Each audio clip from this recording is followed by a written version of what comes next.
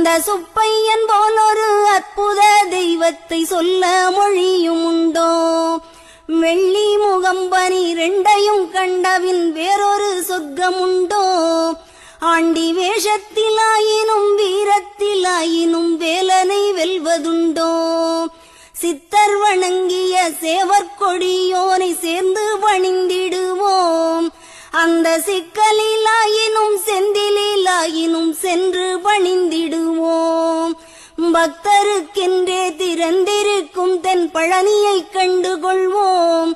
அங்கு பாலாபிஷேகமும் தேனாபிஷேகமும் செய்து பணிந்திடுவோம்.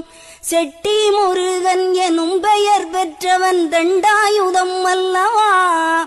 அந்த சித்திரவள்ளியும் ஜாடையில் மற்றொரு செட்டி மகள் அல்லவா?